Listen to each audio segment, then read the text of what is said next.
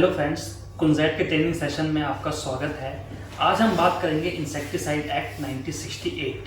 ये एक्ट क्यों बना, इसको बनाने की क्या ज़रूरत पड़ी और क्या इसके अंदर लागू किया गया। सबसे पहले हम बात करेंगे इस रीज़न बिहाइंड द एक्ट कि इस एक्ट को बनाने का मेन रीज़न क्या रहा।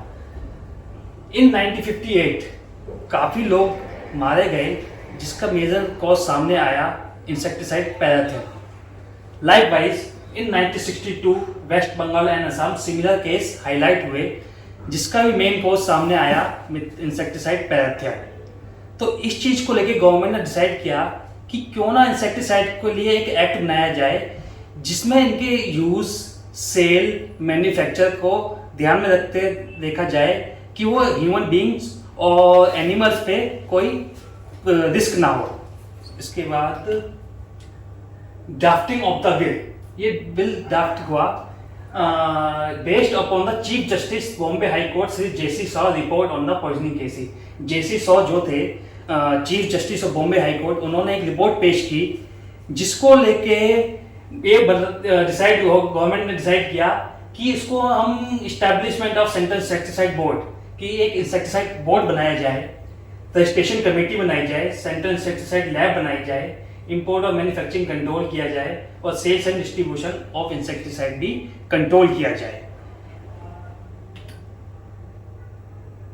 ये बिल 1 अगस्त 1971 में लागू हुआ।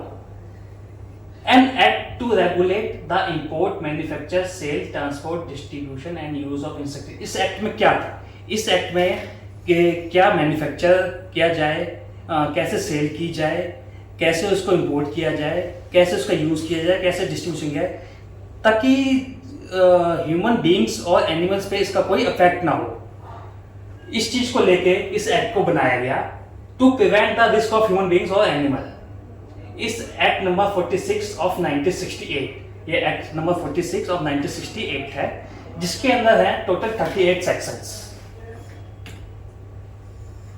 इसके बाद हम बात करेंगे central insecticide board and registration committee. उसकी हायरार्की क्या है, क्या ऑर्गेनाइजेशनल चार्ट है। सबसे पहले आते हैं chairman of insecticide board and chairman of registration committee. उसके बाद आते हैं secretary of central insecticide board and registration committee.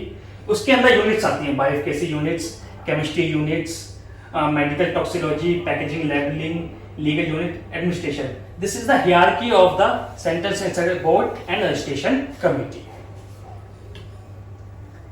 इसके बाद हम बात करेंगे लीगल डॉक्यूमेंट कि लीगल डॉक्यूमेंट क्या क्या है सेंट्रल इंसेक्टिसाइड बोर्ड में। सबसे पहले board of director resolution, partnership deed, authority letter of proprietor, chemistry, bioefficacy, toxicity, packaging. This all are the legal document as per form 1। इसके बाद checklist of bioeffectiveness of technical indigenous manufacture की checklist क्या है indigenous manufacture का, जिसमें हमको क्या क्या नीड है, कैसे रजिस्ट्रेशन अप्लाई करेंगे, उसमें क्या क्या हमें चाहिए होगा। बायोकेसी चाहिए, फिजियोटॉक्सिसिटी चाहिए, ट्रांसप्लांटेशन प्लांट चाहिए, मेट्रोलॉजिज्म चाहिए। इसमें 2 season 1 year, 2 different locations. Season 1 location B, season location C, season 2 location A. These are the bioefficacy trials of any products. इसके बाद हम बात करेंगे toxicology symbol of any product कि टॉक्सिकोलॉजिकल सिंबल कैसे डिसाइड होते हैं, कैसे वो प्रोडक्ट में दिखाए जाते हैं। लाइक वाइज जैसे शो हो रहा है, आप देख रहे हैं, extremely toxic red colour, highly toxic yellow colour. इसके लिए एक पर्टिकुलर डोज डिसाइड की जाती है जिस डोज में किसी मेमल पे ट्राई किया जाता है। लाइक 1 to 50 mg पर kg अगर मेमल पे किसी के डोज दी जाए और उस मेमल की अगर डेथ हो जाए तो वो जो प्रोडक्ट है एक्सट्रीमली टॉक्सिक माना जाएगा। उसी तरीके से 51 to 500 mg पर kg अगर देती हैं तो वो है हाईली टॉक्सिक माना जाएगा। उसी तरीके से मॉडरली टॉक्सिक माना जाएगा, 501 से 5000 दी जाती है। अगर हम किसी प्रोडक्ट को टॉक्सिकोलॉजी लैब में भेजते हैं और उसमें अगर वो डिसाइड होता है कि भाई ये प्रोडक्ट एक्सट्रीमली टॉक्सिक है, हाईली टॉक्सिक है, मॉडरली टॉक्सिक है, स्लाइटली टॉक्सिक है, वो उसकी डोज पे डिसाइड करता है। अगर वो डोज 1 to 150 mg पर kg है तो वो एक्सट्रीमली टॉक्सिक माना जाएगा। 551 to 500 highly toxic, 501 to 5000 moderately toxic और ग्रेटर देन 5000 स्लाइटली टॉक्सिक, जिसमें आपको लिस्टेड ऑफ केमिकल्स भी दिखाए गए हैं। एक्सट्रीमली टॉक्सिक्स में मोनोक्रोटोफॉस, जिंक फॉस्फाइड, इसी तरीके से हाईली टॉक्सिक में endosulfan, carbaryl, quinalphos and any others. Moderately toxic में आते हैं आपके malathion, thiram, glyphosate and any other. And these are the slightly toxic product are mancozeb, oxyfluorfen, जो कि बहुत ही लो हार्मफुल होते हैं किसी भी इंसेक्टिसाइड को यूज करने में। इसके बाद अब हम बात करेंगे रजिस्ट्रेशन प्रोसेस के बारे में। कोई भी कंपनी, कोई भी फर्म या कोई भी व्यक्ति कोई रजिस्ट्रेशन लेना, इंसेक्टिसाइड का रजिस्ट्रेशन लेना चाहता है तो उसके लिए उसको क्या क्या करना होगा, क्या क्या गाइडलाइन फॉलो करनी पड़ेगी और कैसे वो अप्लाई कर सकता है और किस किस सेक्शन में वो अप्लाई कर सकता है। लाइक भाई अगर वो 9(3) में अप्लाई करना चाहता है तो 9(3) की क्या क्या गाइडलाइंस हैं, 9(4) की क्या क्या गाइडलाइंस हैं, तो ये सब इसमें डिसाइड होता है। सबसे पहले हम बात करेंगे 9(3) गाइडलाइंस की। अगर कोई व्यक्ति फॉर्मुलेशन इंपोर्ट करना चाहता है 9(3) में तो उसको सबसे पहले बायोफिकेसी कराना, टॉक्सिकोलॉजी टेस्ट कराने पड़ेंगे, केमिस्ट्री करना पड़ेगा, डाटा सबमिशन करके करना पड़ेगा, जिसके ब्याह पे रजिस्ट्रेशन उसको रजिस्ट्रेशन कमेटी ऑथराइज करेगी। इसके बाद सेम वाइज 9(4) गाइडलाइंस। 9(4) में क्या है गाइडलाइन, एज पर 9(3) चलता है। अगर 9(4) गाइडलाइन के अकॉर्डिंग रजिस्ट्रेशन लेना चाहते हैं तो उसको किसी डाटा की जरूरत नहीं पड़ेगी, क्योंकि जो भी डाटा वगैरह है उस प्रोडक्ट का एज पर 9(3) मैन्युफैक्चरर ने या इम्पोर्टर ने ऑलरेडी सबमिशन किया हुआ है, तो इसीलिए वो उसके ब्याह का रेफरेंस देके वो रजिस्ट्रेशन अप्लाई कर सकता है और उस CIB रजिस्ट्रेशन कमेटी के थ्रू ले सकता है। ये this is the structure of import registration. 9(4) guideline, 9(3) technical report, film report, new molecule, new source. अगर कोई न्यू मॉलिक्यूल इंपोर्ट करना चाहता है तो उसको क्या करना पड़ेगा, न्यू सोर्स अगर रजिस्टर्ड करना चाहता है तो उसके लिए क्या करना पड़ेगा।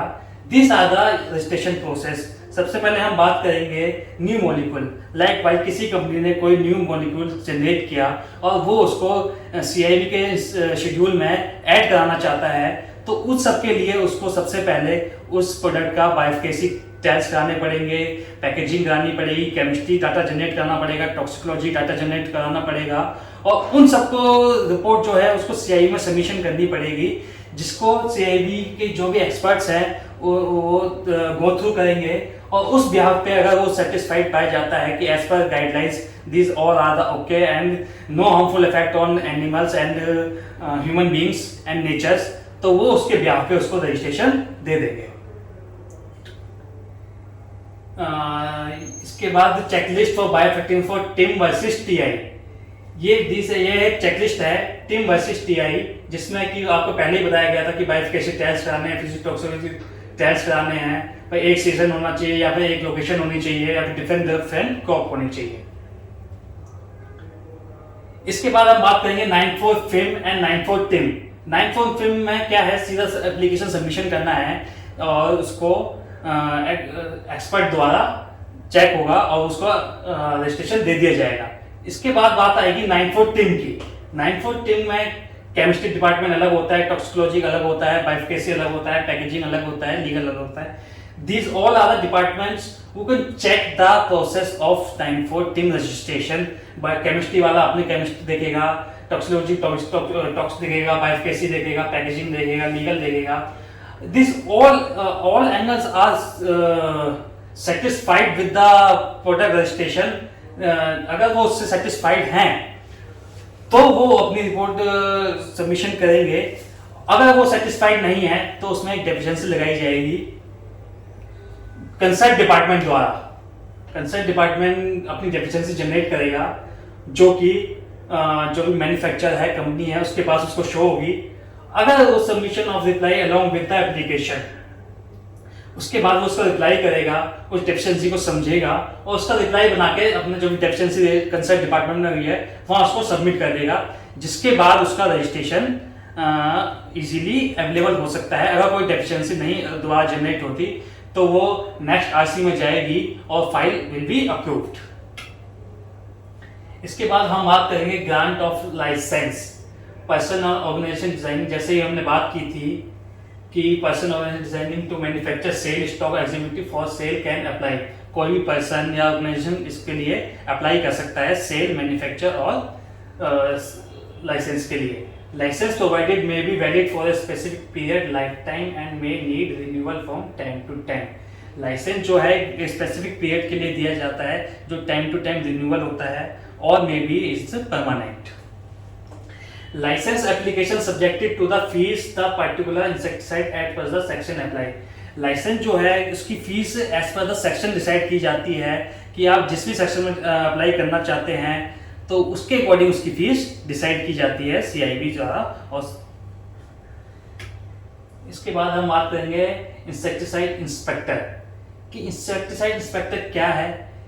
इंसेक्टिसाइड इंस्पेक्टर जो भी है वो अपॉइंटेड किया जाता है सेंट्रल गवर्नमेंट और स्टेट गवर्नमेंट के through, appointed on the basis of technical and other qualification and found to fit for the purpose. उसकी जो क्वालिफिकेशन और टेक्निकल क्वालिफिकेशन होती है उसके अकॉर्डिंग उसके जो है अपॉइंट किया जाता है। Should have no relation of financial interest with manufacture, sale और इंपोर्ट ऑफ एनी इंसेक्टिसाइड। उसका किसी भी इंपोर्ट और सेल मैन्युफैक्चर के साथ ना फाइनेंशियली कोई रिलेशन होना चाहिए ना पर्सनली कोई रिलेशन होना चाहिए।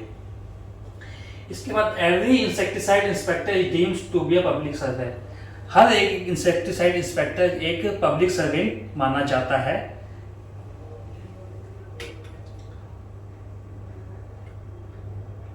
इसके बाद बात करेंगे हम powers of insecticide inspector. Insecticide inspector की पावर क्या क्या है, वो क्या क्या उसका काम है, वो क्या क्या कर सकता है।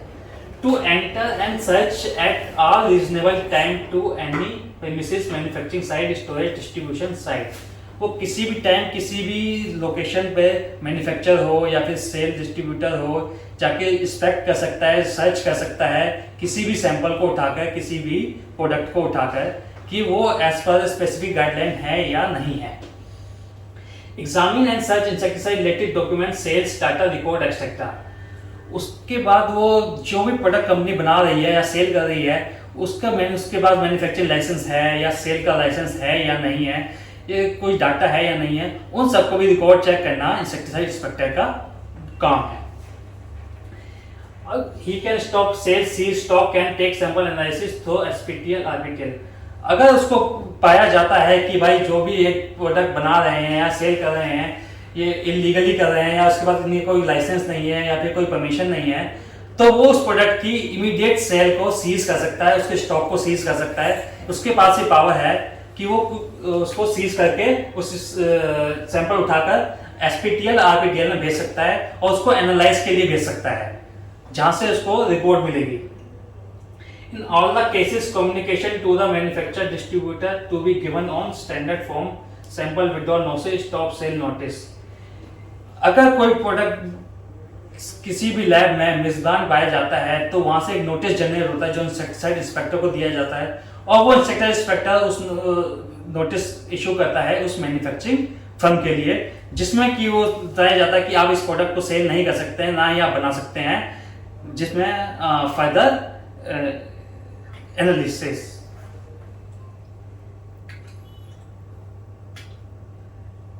These are the 3 labs of जिसमें आप चेक किया जाता है SPTL, RPTL एंड CIL। SPTL होती है हमारी state pesticide testing laboratory, RPTL होता है regional pesticide testing laboratory, CIL होती है सेंट्रल इंसेक्टिसाइड टेस्टिंग लेबोरेटरी जो कि फाइनल अथॉरिटी होती है किसी भी लैब में। इसके बाद हम बात करेंगे any sample under observation sent by insecticide inspector subjected to the related pesticide testing laboratory, SPTL state pesticide testing laboratory, RPTL regional testing laboratory, CIL central lab. जैसे मैंने आपको बताया पहले ही, lab has to provide the testing report to the insecticide inspector within the specific timeline by the state authority और central authority. कोई भी lab किसी भी इंसेक्टिसाइड इंस्पेक्टर को एक स्पेसिफिक टाइमलाइन के अकॉर्डिंग उसको रिपोर्ट उसको भेजनी ही पड़ेगी जो कि सेंट्रल गवर्नमेंट और स्टेट अथॉरिटी के थ्रू डिसाइड की जाती है जो कि 45 डेज होती है। These are the process of sample testing by lab. ये कैसे किसी सैंपल को लैब में टेस्ट किया जाता है ये उसकी प्रोसेस है।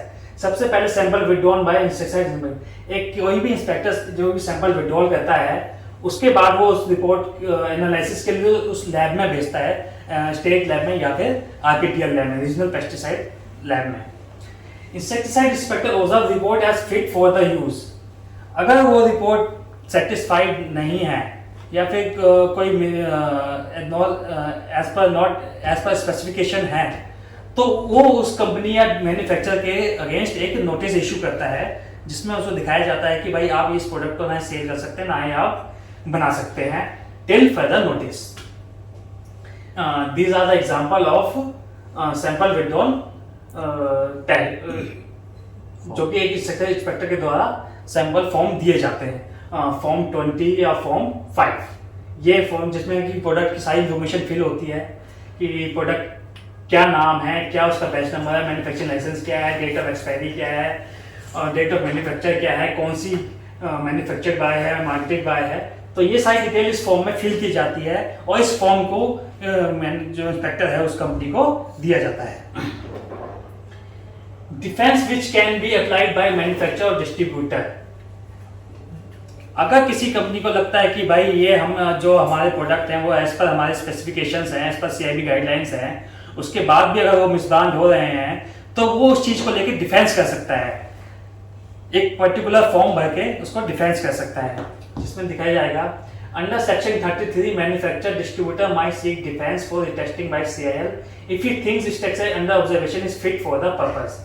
अगर उसके पर्पस से फिट है तो वो सीआईएल में टेस्टिंग की एप्लीकेशन डाल सकता है, जिसके लिए specific fees for testing CIL needs to submit the state authority. एक स्टेट अथॉरिटी के लिए एक स्पेसिफिक फीस डिसाइड होती है, different state by different fees, एक फीस सबमिट करके वो टेस्टिंग के लिए अप्लाई कर सकता है। Application for testing by court permission is applicable in some state authority. Some states में कोर्ट के थ्रू टेस्टिंग का एप्लीकेशन की जा सकती है, फीस फिल करो और टेस्टिंग के लिए अप्लाई करो। ये एक फॉर्म है जिसमें हम फिल करते हैं, अपने डाटा डालते हैं टेस्टिंग अप्लाई करने के लिए। मिसब्रांड का नोटिस कब आया, क्या उसका प्रोडक्ट का नाम था, कब हमको नोटिस मिला, क्या उसमें सैंपल सारी डिटेल फिल करके हम कंपनी के बिहाफ पे sign with authorised signatory testing के लिए अप्लाई कर सकते हैं। इसके बाद हम बात करते हैं ऑफेंसेस। ऑफेंसेस क्या क्या है? Insecticide act deemed to be misbrand, import और manufacture insecticide without RC without licence. अगर कोई मैन्युफैक्चरिंग फर्म या कंपनी इंपोर्ट या मैन्युफैक्चर करती है विदाउट आरसी और विदाउट लाइसेंस, इंपोर्ट मैन्युफैक्चर और selling insecticide which is banned, कोई भी जो प्रोडक्ट बैन है स्टेट अथॉरिटी या सेंट्रल स्टेट बोर्ड द्वारा, अगर उसको कोई इंपोर्ट या मैन्युफैक्चर करती है, obstruct and insecticide inspector to be perform his duty, या फिर इंसेक्टिसाइड इंस्पेक्टर के को भी जो ड्यूटी है उसमें कोई ऑब्स्ट्रक्शन डालता है या कोई रुकावट डालता है, तो this is also the offence of any use and insecticide is violation of any provision of this act. These are the offences of any insecticide. इसके बाद हम बात करेंगे पनिशमेंट। पनिशमेंट क्या क्या है? अगर कोई भी प्रोडक्ट या फिर कोई भी मैन्युफैक्चरिंग फर्म विदाउट लाइसेंस के या फिर विदाउट परमिशन कोई प्रोडक्ट बनाती है या फिर सेल करती है, तो उसको वो इंस्पेक्टर द्वारा पाया जाता है तो उसके लिए उसकी पर्टिकुलर फीस डिसाइड की गई है, जैसे इंप्रिजमेंट फॉर 2 years और फाइन विच इज 10 to 5,000 और both in first offence. First time पे 10 से 50,000 का उसका फाइन है और 2 साल का उसका सजा है। लाइक भाई अगर सेम वही केस है वो दोबारा करती है तो उसके लिए क्या है, 3 years की सजा है और 15 से 75,000 का उस पर फाइन, अगर सेम केस वो दोबारा पाया जाता है। Violation of any provision of this act shall be punishable with fine 5 to 500 rupees or imprisonment up to 6 months or both। अगर किसी भी प्रोविजन ऑफ एक्ट में वायलेशन पाया जाता है और उसके लिए फीस क्या है, पनिशेबल 500 से 5,000 रुपए और imprisonment up to 6 months or both। Power of central government to make rules. Central government की क्या क्या पावर है कि वो क्या क्या रूल बना सकती है। सबसे पहले हम बात करेंगे method of packing and labelling, कि किसी भी प्रोडक्ट का क्या पैकिंग होनी चाहिए, क्या उसकी लेबलिंग होनी चाहिए, ये सारा मेथड बनाने का जो भी है रिस्पॉन्सिबिलिटी सेंट्रल गवर्नमेंट की है। Manner of registration of an insecticide, fees payable in respect to the registration, क्या फीस होगी ये भी है सेंट्रल गवर्नमेंट डिसाइड करती है। Form structure, fee structure, form licence, period of registration, ये भी सेंट्रल गवर्नमेंट के द्वारा बनाया जाता है। Function of CIL, qualification, power and duties of insecticide inspector, कि CIL का क्या क्या फंक्शन है, इंसेक्टिसाइड इंस्पेक्टर की क्या क्या क्वालिफिकेशन होनी चाहिए, क्या उसकी पावर होनी चाहिए, ये भी सारा सेंट्रल गवर्नमेंट के द्वारा बनाया जाता है। इसके बाद हम बात करेंगे PPE precautions, facilities of first aid to be provided, medical examination, equipment to be use for handling. Means किसी भी प्रोडक्ट को हैंडलिंग करने या फिर सेल करने, बनाने या फिर इधर से उधर ट्रांसफर करने में क्या क्या प्रिकॉशन की जाती है, क्या क्या फैसिलिटीज दी जाती है, ये सारा डिसाइड किया जाता है। Storage, transport condition and maximum proportion of insecticide to be used, any other matter which to be और मे बी प्रिस्क्राइब्ड, जो भी अदर मैटर हो वो सब डिसाइड किए जाते हैं। ये पब्लिक नोटिस CIB द्वारा इशू किया जाता है, जिसमें कि जो भी न्यू गाइडलाइंस आती हैं या फिर कोई भी न्यू नोटिस आता है या फिर कोई न्यू अमेंडमेंट्स आती है, तो एक गवर्नमेंट एक नोटिस इशू करती है जिसमें कोई भी पब्लिकली उसको देख सकता है और उस पर जो भी एक्शन ले सकता है। इसके बाद power of state government to make rule, central government की बात हमने की थी। इसके बाद power of state government to make rule, कि स्टेट गवर्नमेंट की क्या क्या पावर है रूल बनाने की। सबसे पहले हम बात करेंगे amendment in central rules which are inconsistent with state. अगर सेंट्रल गवर्नमेंट ने कोई रूल बनाया है तो स्टेट गवर्नमेंट की पास पावर है कि वो अपने अकॉर्डिंग उसको रूल को अमेंडमेंट कर सके उसके अंदर। Defining fees for the appeal under any defence file, government ने कोई फीस डिसाइड की किसी पर्टिकुलर प्रोडक्ट को लेके, तो स्टेट गवर्नमेंट अपने अकॉर्डिंग उस फीस को भी चेंज कर सकती है उसके according. Delegation of the power under this act to any officer को कोई भी पावर दी जा सकती है कि provision of any insecticide subjected to the state condition of flora, fauna and biodiversity and climate conditions. These are the powers of state government to make rules. So friends, this is all about Insecticide Act 1968. Thank you.